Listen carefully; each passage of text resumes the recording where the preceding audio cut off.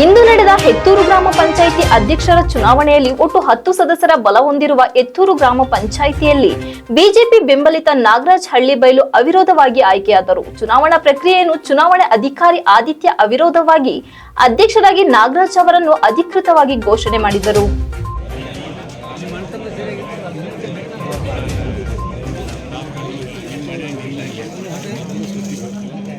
ಇಂದು ನಡೆದ ಹೆತ್ತೂರು ಗ್ರಾಮ ಪಂಚಾಯಿತಿ ಅಧ್ಯಕ್ಷರ ಚುನಾವಣೆಯಲ್ಲಿ ಒಟ್ಟು 10 ಸದಸ್ಯರ ಬಲ ಹೊಂದಿರುವ ಹೆತ್ತೂರು ಗ್ರಾಮ ಪಂಚಾಯಿತಿಯಲ್ಲಿ ಬಿಜೆಪಿ ಬೆಂಬಲಿತ ನಾಗರಾಜ್ ಅವಿರೋಧವಾಗಿ ಆಯ್ಕೆಯಾದರು.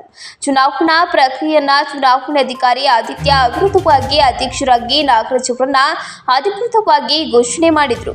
ನೂತನ ಅಧ್ಯಕ್ಷ ನಾಗರಾಜ್ ಮಾತನಾಡಿ, ಎಲ್ಲರ ಇಚ್ಛೆಯಂತೆ ನನ್ನನ್ನು ಅಧ್ಯಕ್ಷ ಸ್ಥಾನಕ್ಕೆ ಅವಿರೋಧವಾಗಿ ಆಯ್ಕೆ ಮಾಡಿದ್ದು, ಅಧ್ಯಕ್ಷರಾಗಿ ಆಯ್ಕೆ ಮಾಡಿದ ಗ್ರಾಮ ಪಂಚಾಯಿತಿ ಎಲ್ಲ ಸದಸ್ಯರುಗಳಿಗೆ ನಮ್ಮ ನೆಚ್ಚಿನ ಶಾಸಕರಾದ ಸಿಮೆಂಟ್ ಮಂಜುಣ್ಣ ಅವರಿಗೆ ಬಿಜೆಪಿಯ ಎಲ್ಲ ಹಿರಿಯ ಮುಖಂಡರುಗಳಿಗೆ ಅಭಿನಂದನೆ ತಿಳಿಸುತ್ತೇನೆ ಎಂದರು. ಈ ಹಿಂದೆ ಇದ್ದ ಅಧ್ಯಕ್ಷರಿಗೆ ಹೇಗೆ ಸಹಕಾರ ನೀಡುತ್ತೀರಾ, ಹಾಗೆ ನನಗೂ ಕೂಡ ಅದೇ ರೀತಿಯಲ್ಲಿ ನಿಮ್ಮೆಲ್ಲರ ಸಹಕಾರ ನೀಡಿ ಎಂದು ನಿಮ್ಮ ಮಾರ್ಗದರ್ಶನದಂತೆ ಗ್ರಾಮ ಪಂಚಾಯಿತಿ ಅಭಿವೃದ್ಧಿಗಾಗಿ ಶ್ರಮಿಸುತ್ತೇನೆ ಎಂದರು.